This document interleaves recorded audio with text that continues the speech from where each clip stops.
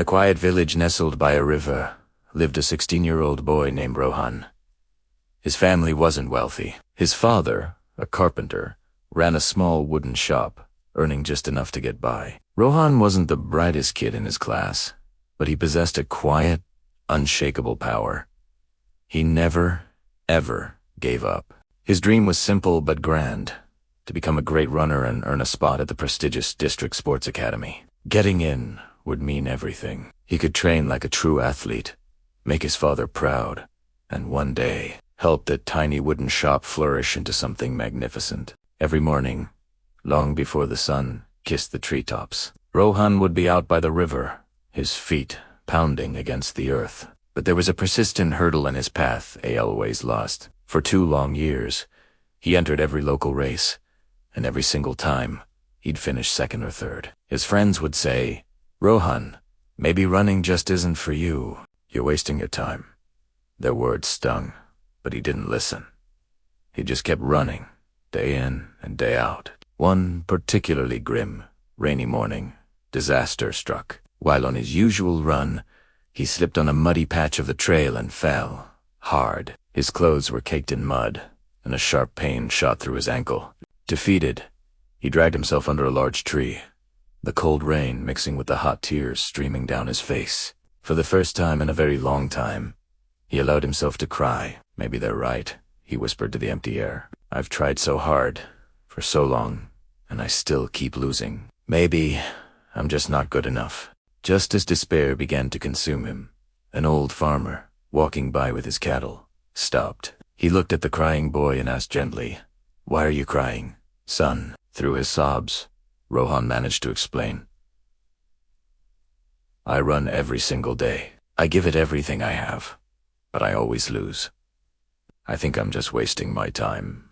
The old farmer offered a kind, knowing smile. "Let me tell you something," he said, pointing towards a nearby grove. "See that bamboo over there? Do you know how long it takes for a single bamboo seed to sprout?"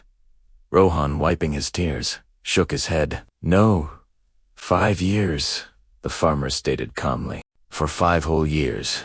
You water it, you care for it, and absolutely nothing happens. You see no growth above the ground. Then, suddenly, in just a few short weeks, it shoots up 80 feet tall. Now, tell me, was it growing all of a sudden? No. For all those 5 years, it was growing its roots deep, wide, and strong, getting ready for its moment." He looked directly into Rohan's eyes. "Son," he said with profound kindness, "you are growing your roots. Don't you dare stop now." Those words ignited a fire within Rohan. A switch flipped inside him. From that day forward, he no longer ran to prove others wrong. He ran to prove himself right. He ran through scorching heat, pouring rain, and biting cold. He dedicated himself to his craft, watching videos of professional runners, studying their techniques. He meticulously improved his breathing, his timing, and his posture. Slowly, quietly, without anyone really noticing, he was becoming stronger, faster, and more resilient. A year later, the big day arrived. The district inter-school race. The stakes were higher than ever. The winner would get a direct selection to the sports academy. The field was crowded with formidable runners from big city schools, all looking confident and strong. Rohan stood among them, a picture of calm and focus. When the whistle blew, the pack surged forward. Rohan didn't sprint ahead. He ran his own race step by step, steady, focused, just as he had practiced countless times. He didn't panic when others overtook him. He didn't falter when his legs started to burn with pain.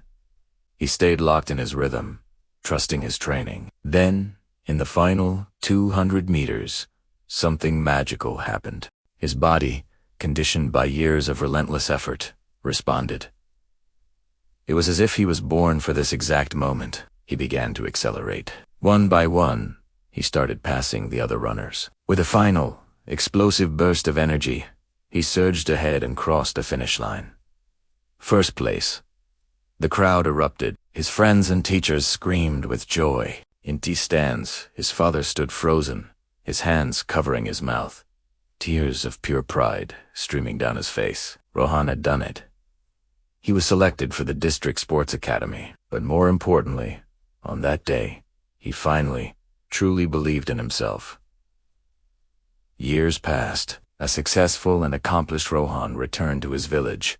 He sought out the old farmer, now resting peacefully under the shade of a large banyan tree. Rohan approached him with a warm smile. "Your wise words changed my life," he said gratefully. "Thank you. If I hadn't heard your advice that day, I know I would have given up." The old farmer looked at the young man with the same gentle eyes as before. "I'm glad my words helped you, Rohan," he replied. "But remember, it was you who chose not to quit. The strength was always within you." The moral of this story is a powerful one. Great things take time. Just because you don't see immediate results doesn't mean your efforts are in vain. Like the bamboo, your roots might be growing strong and deep beneath the surface, preparing you for something incredible.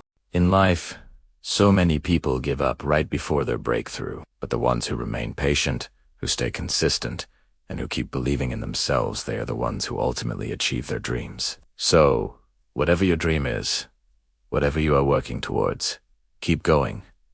Keep watering your seeds. Keep growing your roots. Your time will come. Thanks for watching. And if this story resonated with you, please consider liking this video and subscribing for more inspiration. Until next time, stay strong.